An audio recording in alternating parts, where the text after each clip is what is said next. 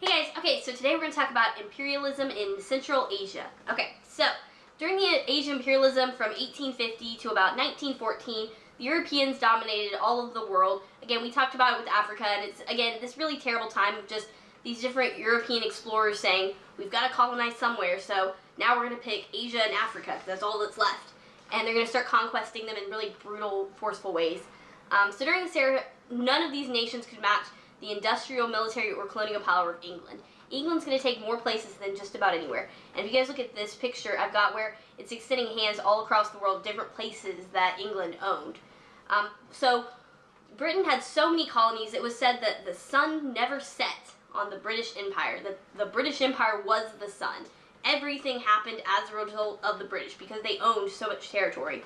And among all of Britain's colonies, the most valuable one, the most talked about, the one that gave them the most money was India. And India is going to eventually be known as the brightest jewel in the crown because it gave so many resources to England. So after Vasco da Gama's discovery of a water route to India around 1498, trade with India is going to really increase because it's a lot easier to get to India now. And so in the 1600s, the Europeans are going to gain this foothold in the Indian Ocean trade because it's so much easier for them to get through to India and get those supplies back to England. So one of the main companies that they're going to have is this thing known as the British East India Company, which was formed to trade these exotic Asian goods in Europe and India. So the East India Company set up a lot of different trade posts in a lot of these different port cities throughout India. And it was a really good way of having that trade network between England and India. So around 1700, India's Mughal Empire, if you guys remember the Mughal Empire, we talked about it way back in Unit 6, was really in decline. And a lot of those small states were forming into these unified countries. And you had a lot of conflicts also between the Hindus and the Muslims. If you guys remember when we talked about the Mughal Empire, it had a combination of Hindu and Muslims living in the area, and how that's going to create a lot of tension. And so that tension is going to really weaken India. And as it's going to weaken, this East India Company, controlled by Britain, is going to gain more and more power. So the East India Company at the time made a lot of profits by creating these plantations that would harvest tea, coffee, cotton, and opium. So opium is going to be a really big thing. And if you didn't know, opium is what's used to make heroin. And this is going to be a really tragic thing that Britain is going to do to India that people don't really talk about that much. So a lot of these raw materials are going to really help fuel Britain's industrial force. And one of those main ones is opium. So opium was refined in India, and it would get smuggled from India into China. And this opium, what British people would try to do to get the Chinese to be more easily taken over and taken advantage of, they're going to actually start shipping the opium from India over to China and literally getting people addicted to drugs in China so that the British could take them over. Because if you're addicted to something, you're going to want more and more of it. And the British controlled all the opium because they got it from India. And this opium is going to be a huge thing because it's going to get these people addicted so they're so easily taken over. That's going to lead to this thing called the Opium Wars. We'll talk about it in a little bit. So the East India Company, though, it would use a lot of its power to sell these cheap British-made textiles to the Indian people. So they'd get clothes, they'd get drugs, all in return for this labor of trying to sell stuff to them and taking their raw materials. But usually when they would take these raw materials, they wouldn't do it very nicely. It'd usually be by force in really brutal ways.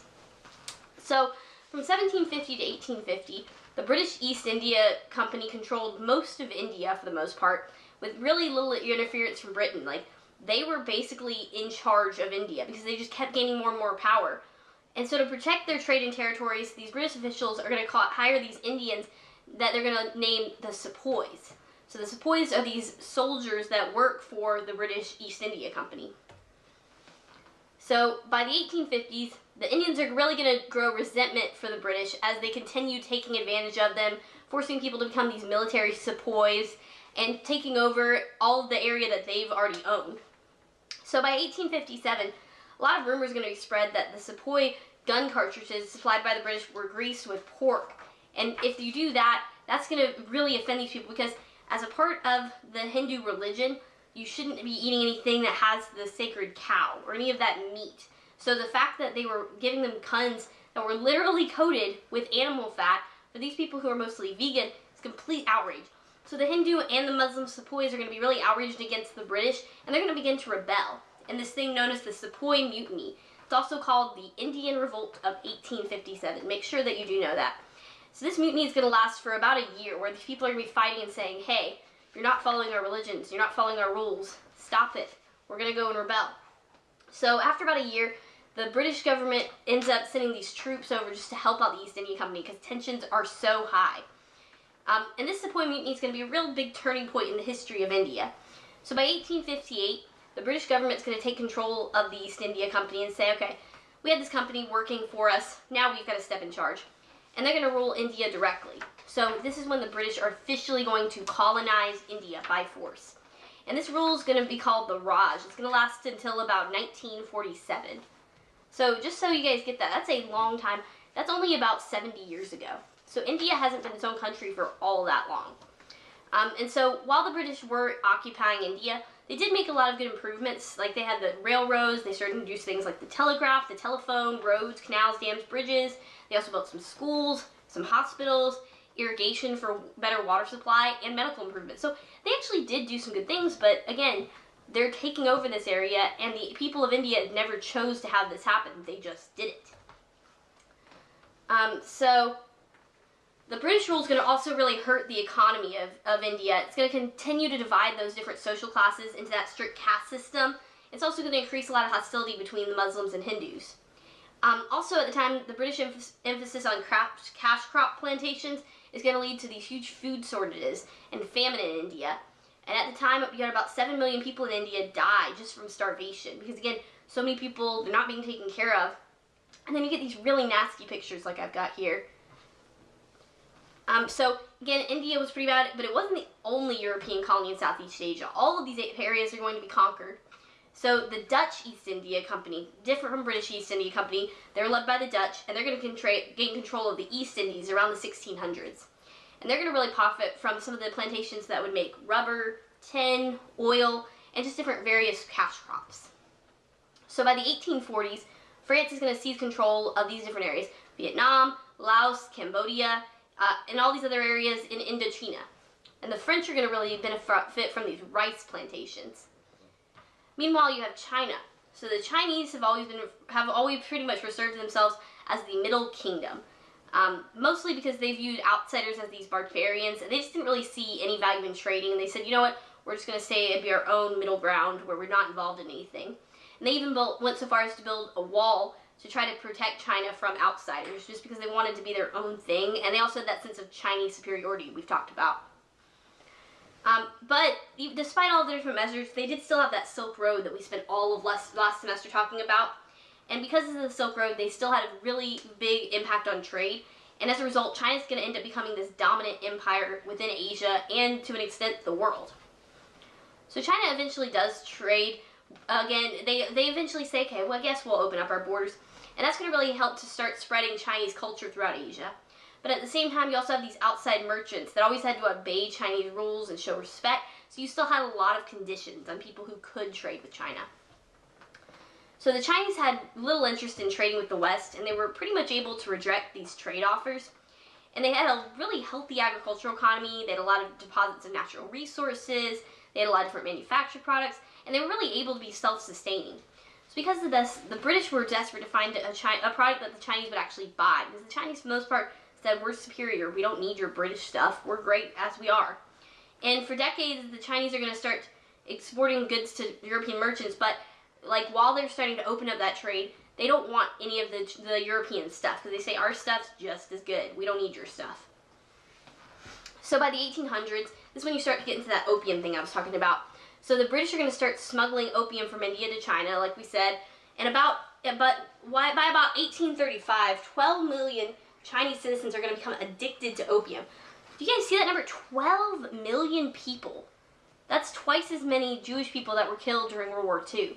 They literally got the Chinese people addicted to drugs just so they would open up their trade with the British. Like, who does that? You literally get someone addicted so they'll trade with you, but it worked. And this is going to lead to this thing known as the Opium Wars. So the Chinese are going to say, stop sending us opium. We don't want our people addicted. We need to cut down on the people who are addicted. But the British are going to refuse to end that trade. So as a result, the Chinese are going to officially declare war on Britain in this thing known as the Opium Wars. So yes, there is a time in history where people literally went to war because someone tried to get someone addicted to heroin. Here we go. So one way that the Opium War is going to be really successful for the British, they're going to continue to use their really modern navy, and they're going to eventually actually win this Opium War. And so they're going to win it through this thing known as the Treaty of Nanjing. And so when that time, Britain is going to eventually be able to gain control of Hong Kong and gets a lot of different rights from China. So, like, for instance, they make it where foreigners aren't subject to Chinese laws and can pretty much do whatever they want with trade. So the British literally took over China by getting the people addicted to drugs. There you go. So, in addition to a lot of the problems from the Opium Wars, China's going to face a lot of its own problems with its own people. For instance, by 1850, China's population is going to grow so rapidly that the agriculture is not going to be able to keep up. By 1853, you're going to have Hong Qian lead the Taiping Rebellion, which is this thing where there's an attempt to end poverty amongst the peasants. So they come up and rise and say, we need to have some more equality. Doesn't really work out that well. And then you have the Qing dynasty, who ends up defeating the rebels in 1864. But in the end, all these different rebellions that are going to start springing up is going to continue to really weaken China and kill about 20 million people as a result. Because you've got so many failed rebellions and things just aren't working out very well in China. So Britain and other industrial powers are going to really take advantage of China's weakness, and they're going to force China to sign these unequal trade treaties in these different ports around China. And by 1900, China's going to end up being carved into these series of spheres of influence. And a sphere of influence is areas where a nation has exclusive trade rights. So Britain ends up successfully being able to take over these people. And this division of China is going to really start to worry the U.S. And that it would be shut out completely of Chinese trade and that the Europeans are going to take over. So by 1899, the U.S. is going to create this thing known as the open door policy in China so that merchants from all nations can trade freely. But the big thing to take away from that is the fact that people didn't have any say in what was happening. The Chinese literally were taken over because of drugs and trade. So, not so great. And eventually, this growth and all of these problems in China is going to lead to this thing known as the Boxer Rebellion, where the Chinese are going to literally expel all of the people who were trying to trade with them out of China. And that's going to happen around 1900 when an army is going to end up rising up against these 19,000 British, French, and American soldiers. It's going to eventually end the Boxer Rebellion, but it's just going to create a lot more tensions with trade between China and the rest of the world that can still be seen today. And just as a last thing on the Boxer Rebellion, so the power reform imperialists and this violence as a result of the Boxer Rebellion and all these different uprisings that have been happening are going to start to lead forms to reform China. It's going to lead to the end of the dynasty system. And in 1911, you have this guy who leads to this overthrow of the Qing dynasty, and it creates a democracy with a constitution. So it's kind of like China's own version of their revolution. And during this time, they try to promote things like nationalism, democracy, and economic security for all the citizens. And it eventually leads to that 3,000 years of that cycle of dynasties. And that's when we're going to start to get to communism, which we won't get started on until next unit. But that's all I have for you guys on this one. I'll see you guys next time. Bye.